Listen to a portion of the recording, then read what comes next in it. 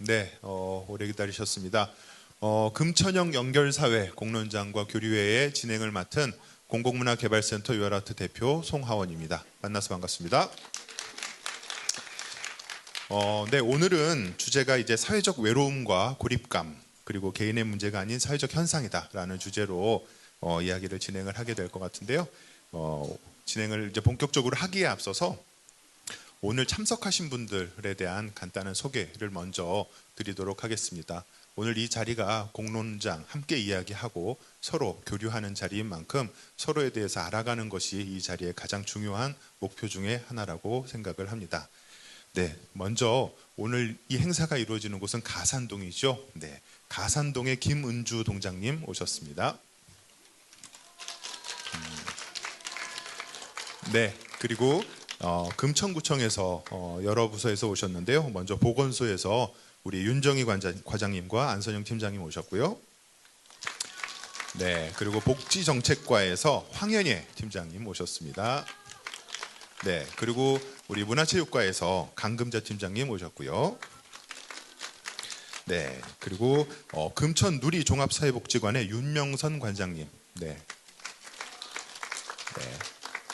네, 금천구에 있는 여러 복지관들이 있습니다. 금천 장애인복지관과 금천 호암노인복지관 그리고 금천 노인복지관에서도 오늘 이 자리에 함께 참여해 주셨습니다. 네. 그리고 금천 50플러스 센터에서도 오셨고요. 네, 그리고 금천 문화재단에서 예술기획팀과 지역문화팀 관계자분들도 함께 해주시고 계십니다. 네, 그리고 금천구청에서 일자리 청년과 성승윤 청년 팀장님도 오셨다고 하네요. 네. 네, 그리고 무엇보다 오늘 이 자리에 제일 많이 오신 분들은 금천구의 여러 생활 주민분들이십니다. 네. 제가 오늘 이런 긴 내빈 분들에 대한 소개를 말씀드린 까닭은 사실 오신 분들이 서로 알자라는 취지도 있지만 여기 오신 분들이 굉장히 다양한 분야와 영역에서 활동하고 계신 분들이라는 것을 말씀드리기 위해서 일부러 여러 부서와 하시는 일들에 대해서 소개를 드렸던 것입니다. 왜 그러냐면요. 지금 우리는 외로움과 고립에 대해서 이야기를 할 텐데 외로움과 고립의 주제가 비단 복지나 보건의 영역만이 아니라 사회, 문화, 일자리 등 다양한 영역에 걸쳐 있는 주제다라는 것을 말씀드리기 위해서 이야기를 했습니다. 저는 사회학을 전공을 하고 지금도 여전히 사회학을 공부하고 있는 사람입니다.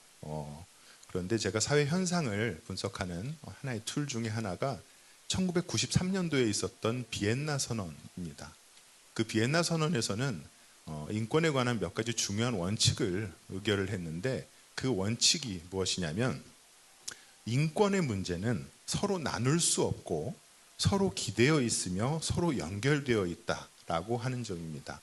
그것을 우리는 불가분, 상호 의존, 상호 연결의 원칙이라고 하는데 우리가 지금 이야기하는 사회적 외로움과 고립에 대한 이야기들도 바로 여기 계신 분들처럼 다양한 영역, 복지, 문화, 예술, 청년, 제도 여러 가지 영역에 걸쳐져 있는 삶의 문제라고 생각을 해서 소개와 함께 이 이야기를 드렸습니다. 네. 오늘 이 자리를 준비하는 데 가장 크게 힘써 주시고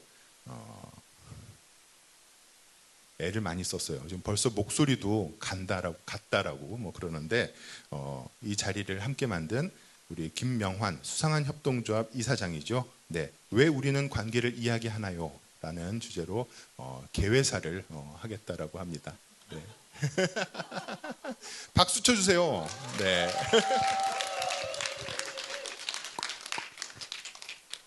안녕하십니까. 수상한 협동조합의 김명환이라고 합니다. 반갑습니다. 네.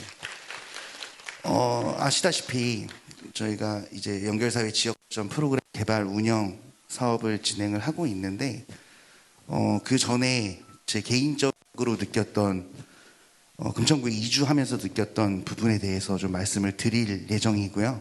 그리고 제가 지금 이제 여러 사람과 같이 살고 있어요.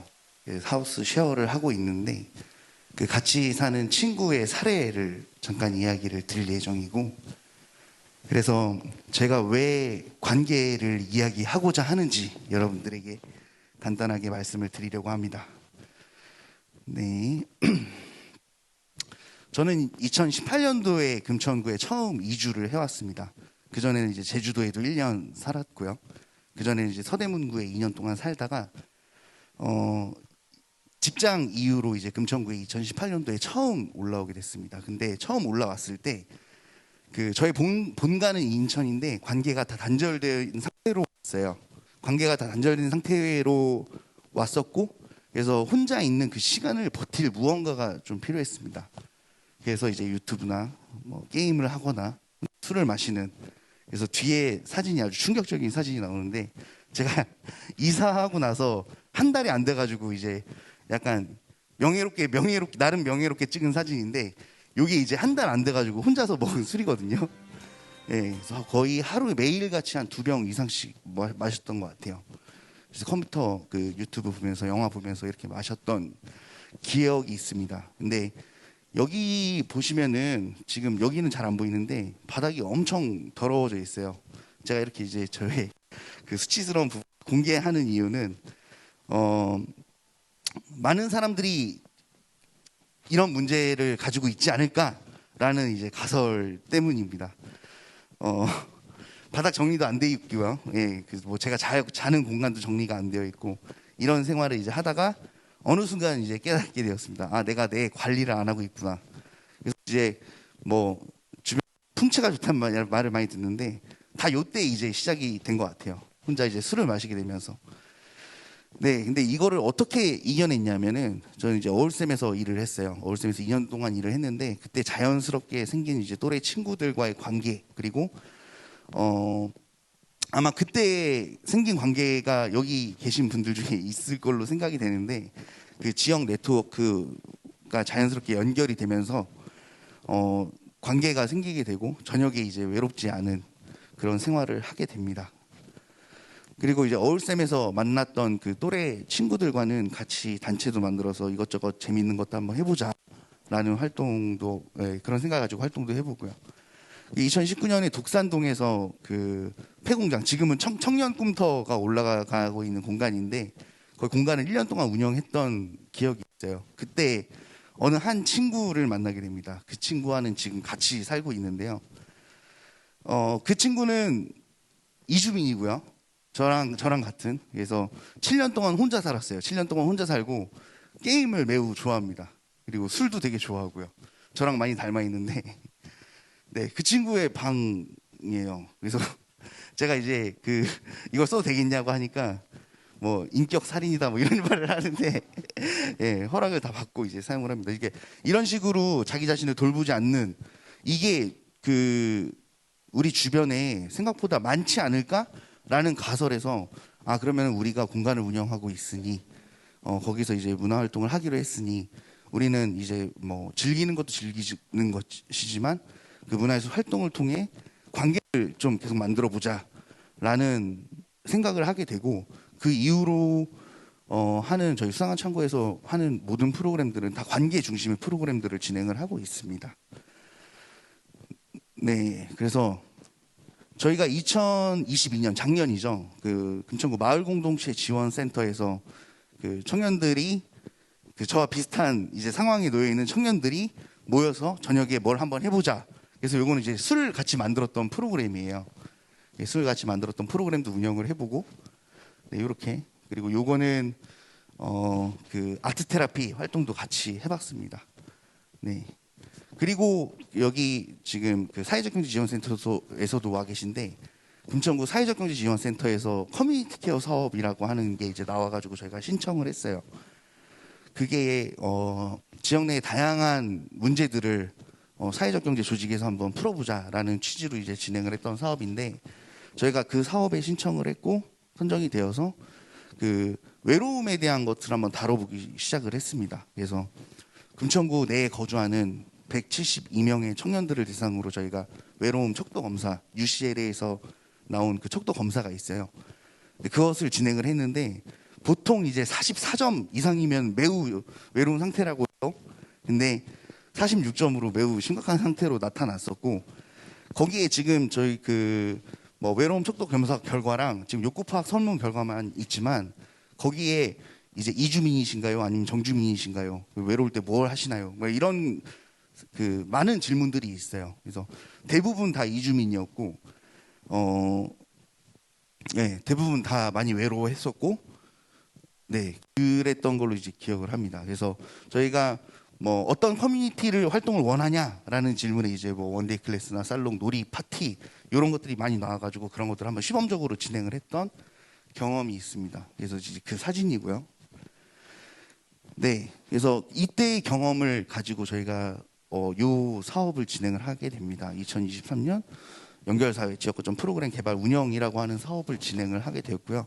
그래서 지금 지역 내 다양한 문화예술 관련 기관들이 연결이 되어 있고, 지금 사업이 거의 막바지에 진행이 되고 있고, 아주 다양한 분들이 참여를 하셨어요. 그래서 사회적 연결성 척도 검사는 지금 1,000명 넘게 참여를 하셨고요.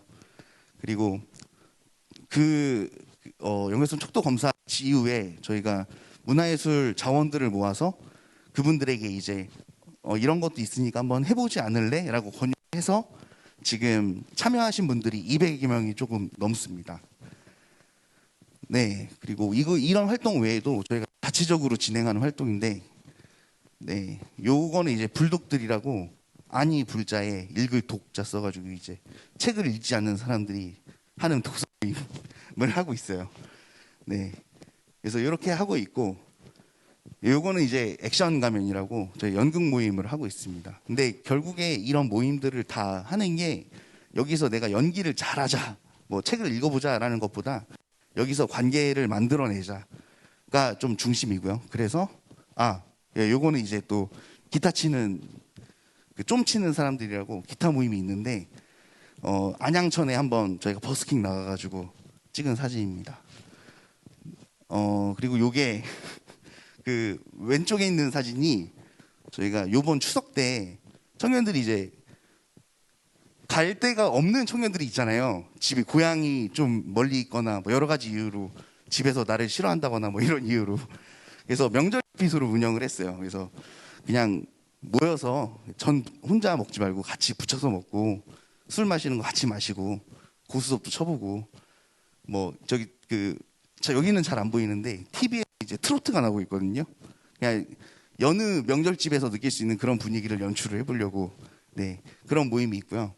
그리고 우측에 있는 거는 저희 월드컵 그걸 같이 그래서 같이 저희가 포르투갈을 2대1로 이겼을 때 같이 부둥켜 안고 좋아하는 모습인데, 네, 이러한 활동들을 했고, 요 사진은 이제 아까 전에 말씀드렸던 액션 가면이랑 불독들 같이 모여가지고 저희 집이에요. 저희 집 옥상인데, 옥상에서 같이 이렇게 파티한 사진이거든요.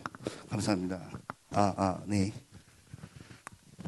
그렇게 한 사진인데, 여기는 잘 보이지 않을 것 같은데 다양한 연령대가 같이 있어요. 그러니까 비단 청년만 있는 것도 아니고 다양한 연령대 분들이 같이 섞여가지고 같이 고기도 구워 먹고 얘기도 하는데, 저는 이런 게 되게 의미 있는 일이라고 생각을 합니다. 누군가에게는 그냥 놀고 먹는 자리라고 생각이 될 수 있겠지만, 그래서 저희는 이런 활동을 지금 하고 있어요. 마지막으로 이제 저희가 어떤 거 하고 있는지 좀 두서없게 말씀을 드렸는데, 저희가 저번 주 일요일 날 가수 하림 씨가 금천구에 살더라고요. 그래서 섭외를 해서 저희가 외로움에 관련된 토크 콘서트를 좀 진행을 했는데, 그때 오신 분들이랑 같이 찍은 사진이에요. 근데 토크 콘서트에서 되게 인상 깊었던 말이 있어가지고 여러분들께 소개해드리고 마무리를 지으려고 합니다. 행복의 기원이라는 책을 소개를 해주시더라고요. 근데 행복이라고 하는 거 뭐 여러 가지 사회 과학적인 이야기들을 막 해주고 처음에 다 풀다가 마지막에 결국에 행복이라고 하는 것은 결국 내가 사랑하는 사람과 같이 밥 한 끼 먹는 것이라는 이야기로 이제 결론이 귀결된다라고 하고, 그것들이 인상 깊게 담아서 이 말을 꼭 드리고 싶었어요. 같이 사랑하는 사람들과 같이 밥을 먹는 것. 근데 저희가 관계를 계속 이야기를 하는 것은 같이 밥을 먹을 수 없는 환경에 놓여 있는 사람들이 아마 대부분일 것이기 때문에, 그런 관계를 만드는 일을 저희는 계속 하려고 하고, 그래서 외로움의 요인은 여러 가지이겠지만 저희는 앞으로도 계속 어떤 이런 관계를 계속 만들어주는 일을 해보고자 합니다. 네, 감사합니다. 김명환 대표의 이야기를 잘 들었습니다.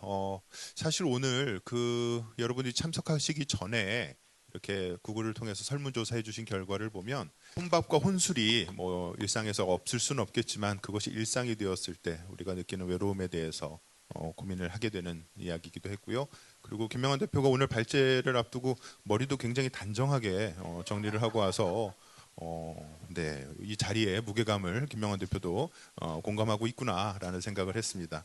김명환 대표가 풍채가 좋다라고 이야기를 했는데 관계형 인간의 풍채는 다 저렇습니다. 저도 그렇고요. 네, 그래서 네, 우리 최현남 선생님 그렇게 웃지 마세요. 네, 네. 네, 이제 발제로 좀 들어가서 좀 더 깊은 이야기들을 들어볼까 합니다.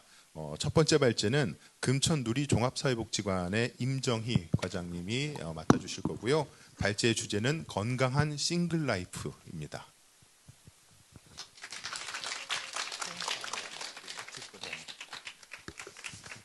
네, 안녕하세요. 네, 금천누리복지관에서 일하고 있는 임정희라고 합니다. 네, 반갑습니다. 네, 제가 이쪽으로 가는 게 나을 것 같네요. 제가 여기에서 근무하기 때문에 이 강당이 되게 익숙하거든요. 근데 저 자리에서 사회를 본 적은 되게 많은데 이 위에 올라온 적은 제가 여기서 17년째 근무하고 있는데 오늘이 처음이에요. 그래서 생각보다 너무 긴장되고요. 네, 그래도 잘 해보도록 하겠습니다. 주제는 혼자이지만 혼자가 아닌 혼자 같은 내 삶, 건강한 싱글 라이프라는 이야기를 드리려고 하고요. 이 순서로 말씀드리려고 합니다. 네, 사회적 고립, 그리고 우리의 대응, 그리고 성공 경험에 대해서 말씀드리겠습니다. 네, 먼저 사회적 제가 고립을 네이버로 찾아봤더니 다른 사람과 어울리어 사귀지 아니하거나 도움을 받지 못하여 외톨이로 됨이라는 뜻을 가지고 있더라고요. 거기에 이제 사귀지 아니하거나는 관계 결핍을 의미하고 도움을 받지 못한다라는 건 지지적인 측면에 결핍이 있는 것을 고립이다라고 정의하는 것 같아요. 그렇다면 우리가 얘기하는 사회적 고립은 다른 사람과의 접촉이 없거나 어려울 때 도움을 받을 사람이 없는 상태를 얘기를 하고요. 이거는 단순히 외부와의 연결만을 의미하는 뜻은 아니고 자발적인 관계 상실도 존재하고 있습니다. 이거는 외부의 연결이 내 의지와 상관없이 끊어지는 경우도 있지만 내가 외부와 소통을 단절하는 경우도 있다는 얘기고요. 단순하게 관계의 양이 많은 것이 아니라 관계의 질이 어떠한가 아니면 그 관계에 만족하고 있느냐에 영향을 받는 것이 사회적 고립이라고 합니다. 사회적 고립이라고 하면 떠오르는 이미지가 사실 이런 이미지죠. 지금 조금 어두워서 안 보이지만 요 뒤가 아까 김명환 대표님 보여주셨던 사진처럼 쓰레기고요. 네. 혹시 이 스틸컷 뭔지 아세요? 제가 되게 감명 깊게 네, 영화 맞아요. 네, 맞습니다. 김씨표류기라는 영화에 네, 이효원 씨가 히키코모리로 나오거든요. 그 방의 모습이에요. 네, 우리가 생각하는 사회적 고립 내지는 그 고립되어 있는 사람이라고 떠올리는 이미지는 사실 이런 이미지거나 컴퓨터 앞에 앉아서 컵라면과 쌓여있는 음료수 캔들, 담배꽁초들 그리고 이 좁은 방이 나의 세상인 것 같은 이미지들을 많이 떠올립니다. 그런데 사회적 고립의 요인은 사실 이렇게 다양하다고 합니다. 첫 번째는 개인적인 요인이 있고요. 질병으로 인한 고립, 나이, 위축, 실패, 종교, 낙인, 성적 취향에 따른 고립을 경험하는 분도 있고요. 은두는 아까 보셨던 사진처럼 공간에 고립되어 있는 상황들, 그리고 관계 단절은 관계의 양과 질이 떨어지거나 사회 참여를 하지 않는 것, 그리고 정보 단절과 거부도 있습니다. 이거는 공적 서비스 접근에 문제가 생기고 있는 거고 정보에 대한 이해가 좀 부족한 상황들이 있고요. 취약 주거는 사실 금천구 가산동에 곳곳에 있는 상황들이에요. 네, 임시주택, 고시원, 쪽방, 그리고 주거비가 너무 비싼 곳들. 이것도 네, 고립의 원인으로 작용하고 있습니다. 그리고 이동성도 있습니다. 아까 이사장님 얘기한 것처럼 이주민이라고 하면 사실 외국인을 생각하는데 금천 구민의 입장에서는 다른 동네에서 금천구로 이주해온 사람도 네, 이주민인 거죠. 이분들은 사실 아까 말씀하신 것처럼 2주 초반에 관계가 단절되어 있을 수밖에 없는 상황. 그게 사회적 고립의 요인으로 작용을 하고 있습니다. 그래서 이런 특성들을 살펴보면 고립 유형을 이렇게 6가지 정도로 나눌 수 있고요. 어떤 특성을 가지고 있느냐에 따라서 접근 난이도도 좀 구분할 수 있습니다. 포괄고립형은 이동성이 높은 생애, 실패와 상실의 누적, 고립적 일상, 사회적으로 고립되어 있는 상황을 모두 가지고 있는 것이고요. 정서고립, 공간고립, 네, 이렇게 나뉘어 있고, 이 내용은 발제문에도 있거든요. 표는 발제문 참고해 주시면 좋을 것 같고요. 가장 접근 난이도가 높은 건 사실 은둔, 네, 공간고립입니다. 사실 발견하기도 어렵고, 발견한다고 하더라도 집 밖으로 나오려고 하시지 않기 때문에 무엇을 해도 계속 거절하시는 경우가 많아서 가장 높고요. 네. 그래서 이것들을 좀 종합해 봤을 때 저희 기관에서는 고립을 3가지 유형으로 분류를 하고 있고요. 이거는 사실 서울시복지재단에서 사회적 고립 사업을 계속 연구하셨던 그 연구자님께서도 이렇게 좀 구분하신 걸 저희가 같이 활용하고 있는데요. 첫 번째는 공간 고립입니다. 외부 활동을 전혀 하지 않고 특정 공간에 고립되어 있는 모습이고, 아까 보셨던 스틸컷처럼 집안에서만 거주하시는 분들. 근데 그걸 저희는 일반적인 청년이나 중장년까지로만 생각을 하는데, 실제 우리 주변의 지체장애인 분들도 이런 공간 고립에 처해 있으실 경우 그런 사례가 엄청 많을 수 있다는 거. 그리고 두 번째는 관계 고립이고요. 외부 활동도 잘하고 직장도 다니고 있는데 관계에 결핍이 있어서 힘든 일이 있을 때 마음 편하게 상의할 사람도 없고 부탁할 사람도 없고, 그리고 잦은 발령과 이사로 관계망이 없는 것들은 관계 고립으로 보고 있습니다. 마지막은 정보 고립인데 좀 생소할 수 있어요. 네. 유익한 정보에 대한 습득이 어렵거나 차단되어 있는 상태고, 가장 저희 복지관에서 가장 많이 접하는 분들은 혼자 사시는 독거 어르신들. 네, 정보를 잘 모르셔서 본인이 충분히 받을 수 있는 서비스들, 관계를 확장할 수 있는 기회들을 모르셔서 집에만 계시는 경우들이 있습니다. 우리가 흔히 생각하는 고립의 모습은 공간 고립이지만 실제 복지관 현장에서 가장 많이 만나고 있는 건 관계 고립. 네, 관계 고립이 가장 많고요. 네, 정보 고립은 사실 그 정보를 어떤 형태로 전달하느냐에 따라서 정보 접근성이 달라지기 때문에 좀 다른 문제이지만 저희는 관계 고립을 가장 많이 만나고 있습니다. 그래서 저희 복지관이 대응했던 이야기고요. 저희는 공동모금의 지원 사업을 2020년부터 참여를 했습니다. 요게 사업명이에요. 근데 모금회에서 이 사업을 공고했을 때 공고문에 있었던 사업명은 고독사 예방을 위한 사회적 고립 가구 발굴 및 지원 체계 구축 사업으로 공고문이 나왔고, 저희 기관에서는 고독사, 고립이라는 단어를 전면으로 드러내는 게 사실 너무 부담스러워서 같이 준비했던 직원들에게 사업명을 좀 아이디어를 받았는데, 2명의 직원이 혼자이지만 혼자 같은 내 삶을 사업명으로 내셨고, 다른 한 분이 건강한 싱글라이프를 내셔서 2개를 같이 쓰자. 그래서 2개로 했는데 잘 지은 것 같아요. 네. 그래서 2021년부터 내년 1월까지 이제 본 사업을 하고 있고요. 저희는 시범 사업과 1차년도까지는 중장년 남성 1인 가구에 대한 개입이 많았는데, 가산동이 20, 30대 인구가 금창구에서 가장 많거든요. 네. 그래서 중장년에서 청년으로 넘어가고 있습니다. 네, 자세한 건 네, 요 유튜브를 찾아보시면 좋을 것 같고요. 네. 그래서 성공 경험인데 네, 시간이 조금 많이 남지 않아서 간단하게 설명을 드리겠습니다. 저희의 성공 경험이 아니라 저희가 만나는 당사자들에게 성공 경험을 주고 싶다라는 의미고요. 우리가 만나는 당사자들은 사실 이런 네, 경험들을 다 가지고 있는 거죠. 뭔가의 실패의 경험들이 있습니다. 그래서 저희가 만난 청년 사례들을 분류했을 때 총 4가지의 유형으로 나뉘었고, 제가 간단하게 제목만 읽고 마치고 자세한 내용은 발제문을 좀 보시면 좋을 것 같아요. 진학으로 인한 이주, 그리고 코로나19. 네. 진학으로 인해서 이주해 와서 관계망이 단절된 사회초년생, 대학교 신입생들, 코로나19로 비대면 수업을 할 수밖에 없었던 청년들, 그리고 퇴사 후 재취업의 실패. 금방 재취업할 수 있을 줄 알았는데 무업기간이 길어나면서 수입 없는 지출이 늘어나니까 당연히 끊는 건 관계를 끊게 되는 거죠. 과거 경험으로 인한 정신건강 요인은 가정폭력이나 학교폭력 등으로 인해서 관계에 되게 어려움을 느끼시고, 이게 안 좋은 방향으로 흘러가면 네, 정신건강 증상이 나타나서 고립을 선택하시는 경우, 그리고 내 의지와 없는 전세 사기, 투자 사기를 통해서 경제적 손실이 발생하고 그래서 아까와 마찬가지로 관계를 단절하는 경우들이 있었습니다. 그래서 저희는 관계 회복을 매우 중요한 키워드로 보고 있고 그래서 작은 성공의 경험을 좀 드리려고 기관에서는 노력을 하고 있고요.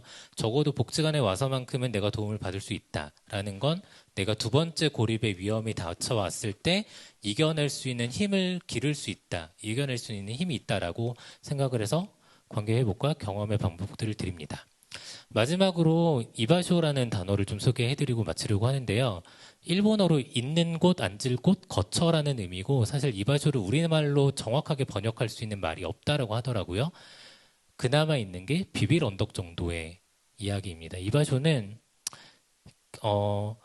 현대 일본에서는 개인이 수행할 역할을 갖고 있고 소속감을 느끼는 곳, 그 과정에서 다른 사람과 연결되는 곳, 그래서 그곳에 있는 것을 편안하다고 느끼며 그곳에 있으면 존중받고 자신감을 갖게 되는 곳이라는 의미로 사용하고 있어요. 그래서 저희는 그리고 이 자리에 모여있는 다른 많은 기관들은 사실 고립을 경험하고 있는 당사자들의 비빌 언덕 같은 역할을 해주셔야 되지 않을까. 그분들이 고립감을 느낄 때 혼자 있는 게 아니라 내가 그래도 어딘가를 가면 마음 터놓을 수 있고 의지할 수 있고 실질적인 도움은 없더라도 그래도 내가 속마음을 털어놓을 수 있을 만한 곳이 사실 여기에 있는 기관들 그리고 주변에 있는 주민들이지 않을까라고 생각을 해서 이바쇼라는 단어를 소개하고 마치도록 하겠습니다. 저희 생각보다 길게 얘기해서 자세한 내용은 발제문을 좀 참고해 주시면 더 좋을 것 같습니다. 네, 감사합니다. 네, 임정희 과장님 감사합니다.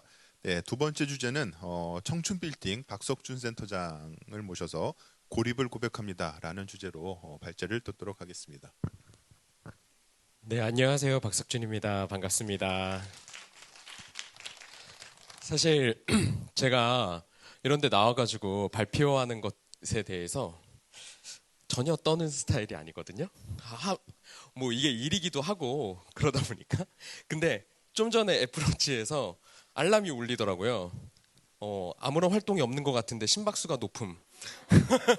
네, 과학적으로 지금 제가 지금 떨고 있구나 이런 이야기를 좀 드릴 수 있을 것 같아요. 사실 청년으로서 이 외로움이나 사회적 고립의 문제에 관한 어떤 이유 같은 것들은 제가 발제문에 다른 그 강의 자료로 제가 써놨고요. 저는 따로 PT를 띄우고 이야기하진 않고 고립을 고백합니다라는 이야기로 제 이야기를 사실 하려고 합니다. 다른 거 이야기할 때는 별로 안 떨리는데 이런 자리에서 제가 제 스스로 제 이야기를 하는 거는 처음 있는 일이다 보니까 좀 떨리는 것 같아요. 앞서서 여러 사진들 많이 보셨죠? 요즘 은둔고립 청년이 되게 사회적 문제가 되고 있는 것 같습니다. 여러분, 은둔고립 청년이라고 하면은 앞서 보셨던 약간 사진들의 이미지들을 많이 떠올리실 것 같은데요. 오늘 주제가 고립을 고백합니다. 있지 않습니까?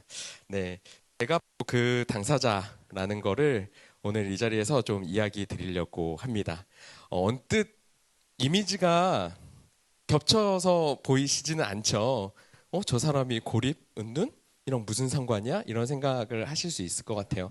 더더군다나 지역에 계신 분들이 좀 있어서 그냥 저의 배경을 그냥 전해 들으신 분들 같은 경우에는 더더욱 이해를 못 하시는 케이스들이 있는 것 같은데 제 이야기하는 거 힘들지만 그냥 조금 몇 가지 그냥 배경 설명을 드리자면 그 이전에는 사실 제 직책이 들으면 어마무시한 직책이었긴 했거든요. 그냥 풀네임을 이야기 드리면 대통령 직속 국가교육회의 위원 겸 천년특별위원장 뭐 이런 어마무시한 직책들을 가지고서 활동들을 하고 소위 그 스카이 출신 이런 게 되게 꼬리표처럼 붙어 있는 사람이었던 것 같아요. 자, 그러다 보니까 저 사람한테는 이런 문제하고는 아무런 관계가 없어라고 대부분은 생각하시는 것 같더라고요. 근데 제가 그 문제로 가장 어려웠었던 순간이 사실은 작년이었던 것 같습니다. 숨겨져 있는 이야기하지 않았었던 것들을 다시 사회적 배경 같은 것들을 좀 더 이야기해드리면 뭐 물론 1인 가구입니다. 저는. 근데 단순한 1인 가구는 아니고 우리 사회가 가족에 대해서 정말 뭐랄까 화목한 가정 이런 어떤 판타지가 있는 것 같아요. 근데 저는 사실 긴 시간 동안 지금까지도 가족과 연을 끊고 살아가는 사람입니다. 그래서 아무런 연락이 되지 않아요. 그런 상황에 사실은 있고, 그 다음에 두 번째는 재작년 말쯤에 너무 몸이 제가 힘든 거예요. 너무 안 되겠다 싶어가지고 병원에 갔는데 잘 모르겠지만 좀 큰 병원에 가셨으면 좋겠습니다 라고 하더라고요. 근데 그때까지만 하더라도 뭐 별로 어려움을 느끼지 않고 그냥 큰 병원을 갔는데 저 아이도 젊은데 별거 아닐 거예요. 일단 근데 MRI 한번 찍어보죠 라고 했는데 당연히 이제 거기서 끝나야 되잖아요. 근데 좀 이상한데 조직 검사를 한번 받아보는 게 좋을 것 같아요 라고 하더라고요. 그때부터는 정말 멘붕에 휩싸였던 것 같습니다. 사실 조직 검사 결과로는 네, 이상이 없어서 여러 가지 수치나 여러 데이터들을 봐가지고는 조금 더 추적 검사를 했으면 좋겠다 해서 지금까지도 사실은 추적 검사를 계속 받고 있는 상황이기도 하고요. 그런데 그 검사 결과를 받아드는 그 시간 동안이 저한테는 너무 어려웠었던 것 같아요. 근데 그 고립이라는 거를 확 와닿았던 것은 뭐였냐면 조직 검사를 하려고 하니까 이게 수술하고 동일하더라고요. 그래서 입원을 해서 해야 되는데 반드시 보호자가 있어야 된다라는 거예요. 그리고 그 당시 이제 코로나 기간이어가지고 보호자 한 명만 이제 같이 입실을 할 수 있는데 저는 보호자가 없는 거예요. 그래서 딱 쓰는데 이제 제가 머뭇거리니까 병원에서 보호자가 없으시면 그냥 가까운 친구분이라도 꼭 써주셔야 됩니다라고 이야기를 하더라고요. 그걸 쓰고 혼자 입원해서 코로나 기간이니까 마스크도 못 벗고 밤에 누워 있는데 그때 약간 공황장애처럼 와, 나 지금 여길 당장 뛰쳐나가지 않으면 큰일 날 것 같아 라는 어떤 느낌 같은 것들을 받았었던 것 같습니다. 그런 어려움이 뒤따르더라고요. 근데 또 때마침 사실 제가 하고 있었던 일은 정권하고는 아무런 관계가 없는 교육 업무이기는 했으나 그 시기가 이제 정권이 바뀌는 시기이다 보니까 모든 업무들이 이제 중지된 상태였고요. 그러다 보니 본의 아니게 저는 아무런 경제 활동도 하지 않는 사람이 되어 있었거든요. 그러다 보니까 이제 들어오는 돈도 없는 상황까지 가니 이걸 어떻게 해야 되지? 라는 고민이 되게 컸던 것 같아요. 근데 당장 이런 이야기들을 긴 이야기들을 뭐 친구들이 당장 있지만 그 친구들한테 일일이 이걸 설명하고 뭐하고 하는 것들이 너무 어렵다라는 생각이 되게 많이 들었습니다. 그리고 사실 일로서도 가장 지쳐 있었던 때다 보니까 하루에도 수십 통씩 그 일과 관련돼서 혹은 이제 강의 요청이라든가 이런 섭외 전화들이 막 이렇게 오는데 그 전화벨이 울리는 것 자체가 너무 고통인 거예요. 그래서 너무 힘든 기간이었던 것 같아요. 제가 선택한 건 다시 금천구로 돌아오자였습니다. 별다른 어떤 해결책이 있었던 것도 아니었고 그냥 동네로 다시 돌아가야 되겠다라는 생각이 들어서 그때 작년 말에 이사를 해서 왔고 또 좋은 기회에 이렇게 다시 금천에 복귀해서 일할 수 있는 기회를 찾았던 것 같아요.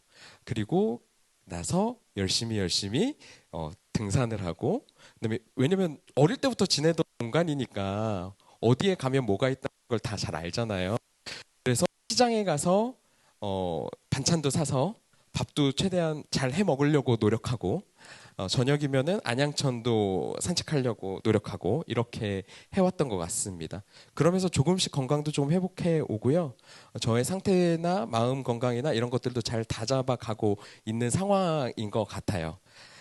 이 이야기를 드리는 이유는 고립운동 청년이라는 게 따로 정해져 있는 거 아니다. 라는 이야기를 사실 드리고 싶은 겁니다.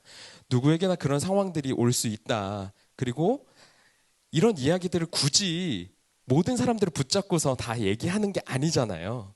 그래서 그 사람이 어떤 상황에 처해 있는지 우리는 사실은 아무도 모른다.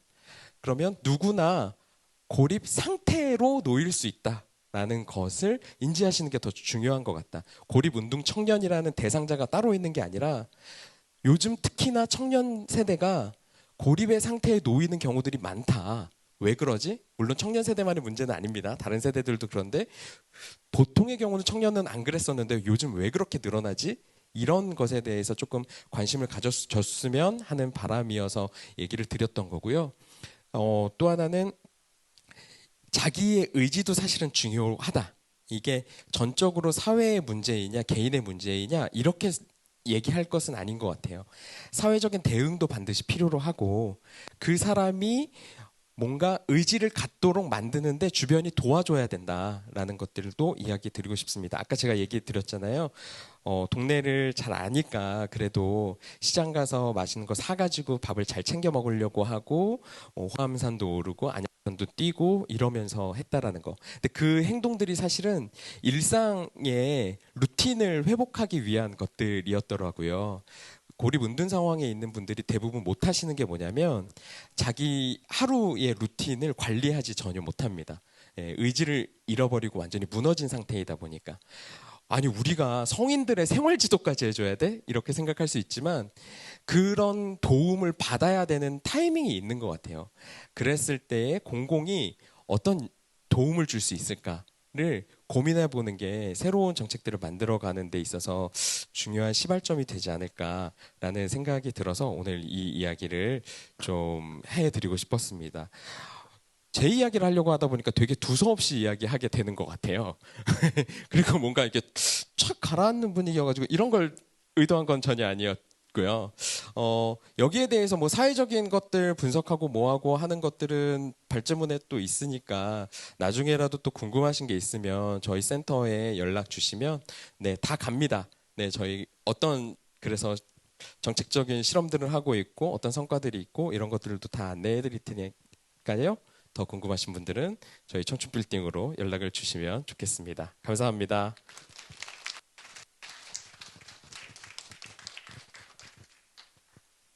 네, 박석준 대표님, 고맙습니다. 사실 박석준 대표를 오래전부터 봐왔는데 오늘 발제의 제목이 고립을 고백합니다라고 해서 무슨 얘기일까라는 좀 의문을 의아하면서 갖고 있었어요. 이런 어떤 절절한 고백과 간증의 시간이 되리라고는 생각을 못했는데 이렇게 무거운 자리를 저에게 남겨주고 자기는 가버리면 사회자는 어쩌란 얘기인지 그런 또 고민이 됩니다. 네, 다음 발제는요. 우리 금천구의회 엄새별 의원님이 오셔서 문화의 사회적 처방 기능과 역할이라는 주제로 이야기를 진행해 주시겠습니다. 다시 인사드리겠습니다. 더불어민주당 시흥 235동 구의원 엄새별입니다. 저희가 이번 주가 그 구의회에서는 회기예요. 그래서 제가 10시부터 5시까지 마이크를 계속 잡고 이야기를 해서 제 목소리가 듣기 힘든 분들도 계실 것 같은데 근데 또 이렇게 서서 연단해서 이야기하는 거는 구의원도 굉장히 적은 기회이긴 합니다. 그래서 오늘은 구의원을 어떻게 활용하는지 그리고 구의원이 이런 일도 하는구나 정도라고 마음을 편하게 생각해 주셨으면 좋겠고 여기 와주신 이제 기관이나 공무원분들을 조금 마음 무겁게 들어주셨으면 좋겠습니다. 네. 제목은 그 문화의 사회적 처방 기능과 역할이라고 지었는데 저는 구체적으로 이제 우리가 지금까지 이야기했던 사회적 고립이나 이제 외로움에 대한 문제들을 그럼 금천구에서는 어떻게 할 것인가 그 외로움과 사회적 고립을 규정하고 함께 해결하기 위한 정책들은 어떤 방식으로 만들어 갈 것인가에 대한 이야기라고 보시면 될 것 같고요. 아마 이런 의문을 갖고 계실 것 같아요. 개인의 어떤 감정인 외로움, 그리고 개인의 어떤 상황인 사회적 고립을 왜 정책으로까지 만들어가지고 해줘야 돼? 우리 지금 충분히 잘 먹고 잘 살고 있잖아. 라고 생각하실 것 같습니다. 근데 이걸 해야 되는 가장 근본적인 이유를 말씀드리겠습니다. 우리 대한민국 헌법에서는요. 제10조 모든 국민은 인간으로서 존엄과 가치를 가지며 행복을 추구할 권리를 가진다라고 되어 있습니다. 이건 법이 국민은 누구나 행복해야 됩니다라고 얘기를 하고 있는 거예요. 근데 우리 자신 있게 나 오늘 정말 행복했다라고 이야기할 수 있을까요? 그럼 내가 행복하지 않았으면 여러분은 요구하실 수 있는 거예요. 뽑아놨잖아요. 일하라고. 이 사람들한테 나 행복하지 않아.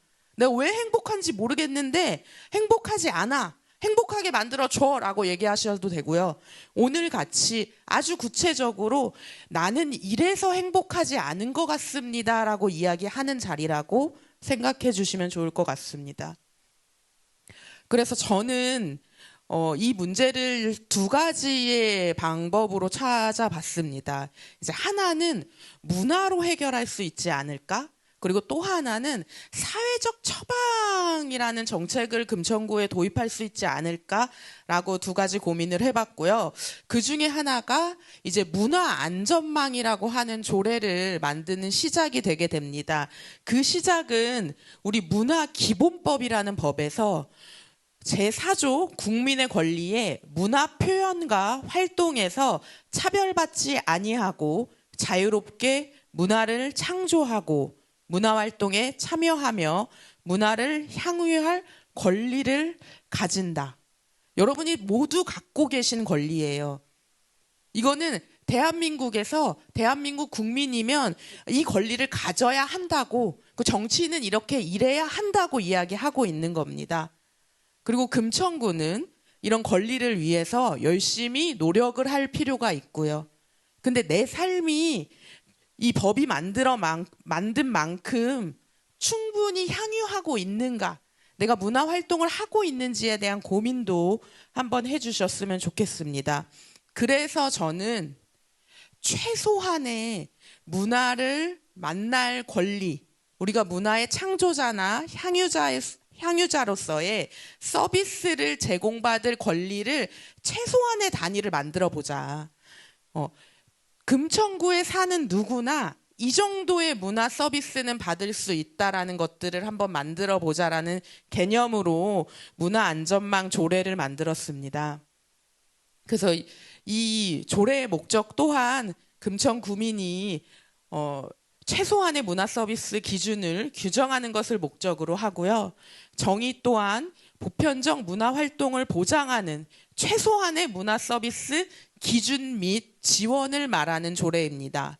그러니까 조례가 낯서신 분들한테는 어떻게 설명드릴 수 있냐면 작은 단위의 금천구에서의 약속들이라고 보면 돼요. 제일 이 얘기 많이 들으실 거예요. 막 민원 넣으면 그거 해드리고 싶은데 제도가 없어요. 그거 진짜 필요한 거 너무 절절히 마음 와닿는데 어떻게 할 방법이 없어요. 그럼 그렇게 끝나는 게 아니라 정치인한테 요구하셔야 돼요. 제도가 없다는데 제도 만들어. 너희 그러라고 뽑아놓은 거야. 그래서 만든 것 중에 하나가 이제 문화안전망이라고 생각하시면 될 것 같고요. 그래서 구민 누구나, 그리고 우리가 사회적으로나 경제적으로나 인종이나 세대나 직업 등의 차별 요소 없이 누구나 문화를 최소한의 문화 서비스를 받을 수 있도록 노력해야 되고, 구는 그것을 계속 평가해야 된다라고 하는 내용들입니다. 제가 PT를 만들다가 사실 말았어요. 저 회의에 집중하느냐고. 이렇게 끝나면은 안 될 것 같고요. 지금 어떤 상황이냐면 제가 복지 건설 상임위에 있는데, 이제 상임위에서 전국 최초의 문화안전망 조례가 통과되었습니다. 아마 큰 문제 없이 이 조례는 진행이 될 예정인데요. 이 진행이 됐을 때는 지표를 만들게 될 거예요. 그래서 이제 금천구에서는 이 정도의 문화 서비스들은 다양한 차별 요소를 방해받지 않고 해야 된다라는 기준을 만들거나, 지금 이 자리에 계신 분들 중에 도토리 학교에서 받았던 수업들, 그리고 지금 문화센터에서 받았던 수업들, 아니면 내가 하고 싶은 창작 활동들에 참아 못했던 부분들, 난 여기까지는 하고 싶었는데 이게 어떤 요소 때문에 못했고 어떤 제도 때문에 못했어라는 아주 최소한의 기준들이 만들어져서 내 옆집에 있는 사람이나 내가 키우고 있는 아주 어린 아이도 다 함께 세대와 성별이나 연령이나 모든 것을 초월해서 만날 수 있는 제도를 지금 만들었고요. 이 제도가 시행됐을 때 오늘 그 충격적으로 받아왔던 그런 집이나 아니면 그런 환경에 놓여져 있는 또 청년들, 저는 청년뿐만 아니라 지금 이제 5, 60대의 노년층에게도 또 다가온다는 중장년층에게도 다가오는 여러 가지 문제들이 아주 보편적으로는 해결될 수 있는 실마리가 조금 있지 않을까. 이렇게 가벼운 연결망들이 계속 이어져야지 우리가 조금은 외롭지 않다라고 좀 느낄 수 있거든요. 이런 과정들을 지금 꾸준히 만들려고 하고 있고요. 이어서는 사실 외로움 조례도 준비를 하고 있습니다. 그러면 이제 외로움이라는 것을 의학적으로 표현하기 전에 사회적인 처방의 기준들을 만들자. 그래서 금천구 안에서는 내가 외롭다라고 느끼기 전부터 문제가 있는 상황이 만들어지기 전 단계에 평가들이나 지표들이나 발굴이나 연계들을 좀 해갈 수 있는 작업들이 어떤 게 있을까라는 고민하는 차원에서의 조례라고 보시면 되고요. 저는 끝도 없이 정치인을 활용해 달라라고 말씀드리고 싶습니다. 열심히 일하고 싶은 정치인들 굉장히 많습니다. 그래서 계속 민원 넣어주시고 괴롭혀 주셔야지 이런 제도 만들어 달라라고 요구하시면 열심히 만드니까 앞으로도 필요한 제도들이 있다고 소리 내주십시오. 그게 당연한 우리 국민들의 권리입니다. 이상입니다.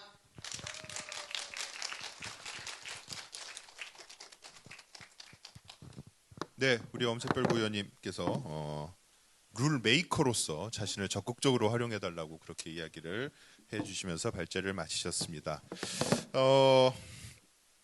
이 세 개의 발제를 쭉 듣다 보니까 저는 문득 이런 생각이 좀 듭니다. 여러분, 제가 아까 행사 시작하기 전에 제가 무엇을 전공했고 무엇을 공부하고 있는 사람이라고 말씀드렸는데 혹시 기억하시나요? 네, 훌륭하십니다. 네. 1897년에 에밀 듀르켐이라는 사회학자가 자살론이라는 책을 씁니다. 그때 당시만 해도 자살을 사회적 현상으로 보지 않았던 시절입니다. 그래서 자살이 개인의 어떤 정신적인 질환에 의한, 그러니까 개인의 선택에 의한 문제다라고 여겨졌었는데, 듀르케임이 이제 여러 가지 통계 자료를 활용을 하면서 자살이 사회적 현상이다, 그 원인이 개인에게 있지 않다, 개인의 병리적 현상이 아니다라는 주장을 합니다. 물론 그 이론이 완벽하게 어떤 토대나 증거, 논거를 가지고 있다라고 여겨지지는 않습니다. 이후에 와서 조금 부정되는 부분들도 있고요. 그렇지만 어쨌든 듀르케임의 이런 논거가 자살을 더 이상 개인의 문제가 아닌 사회의 문제로 보게 만드는 그런 계기가 되었던 것은 분명합니다. 오늘날 우리가 외로움, 고독 이런 문제들에 대해서 이걸 개인의 문제로 치부하는가, 사회의 문제로 확장시켜서 여기는가에 대한 고민이 많은 부분을 갖고 있는데, 이 공론장을 준비하는 과정 안에서도 외로움이 과연 개인의 문제인가, 사회의 문제인가에 대한 그런 이야기들을 오래도록 나눴었습니다. 그러다 보니까 그 고민을 저희가 정리하고 결론을 내린 게 바로 저 주제입니다. 사회적 외로움과 고립감, 개인의 문제가 아닌 사회적 현상이다. 저라면 절대 저렇게 안 쓰죠, 문장을. 왜냐하면 사회적이라는 말이 두 번이나 반복이 돼요. 이미 사회적 외로움, 사회적 현상, 사회적인 이야기들인데 그걸 반복해서 쓰고 있습니다. 그만큼 우리가 이 자리의 목적이 사회적 외로움과 고립감이 개인의 문제가 아니라는 그것을 더 강조하기 위한 뜻이라고 생각을 하고요. 저 문장은 저기 문에 계신 조영진 선생님이 쓰셨습니다.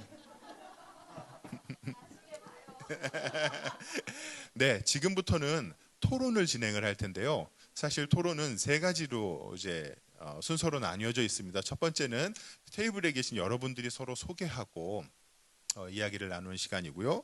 이제 두 번째는 각 토론 주제 첫 번째와 두 번째 주제를 가지고 이야기를 나누는 시간인데, 저희가 중앙 통제하지 않고 각 테이블 단위에서 적절하게 시간을 안배하셔서 지금부터 한 50분 동안 이야기를 좀 진행을 해주셨으면 좋겠습니다. 그래서 각 테이블에서 이야기를 이끌어 가시는 진행자분들이 이야기를 좀 풀어주시고, 옆에 기록자분들이 그걸 잘 정리해 주셔서 토론을 마치고 나서 각 테이블에서 어떤 이야기들이 나눠졌는지를 진행자분들이 대표로 이야기를 할 것입니다. 여러분, 혹시 여기에 경찰 관계자분 계세요? 가족이 경찰이다. 네.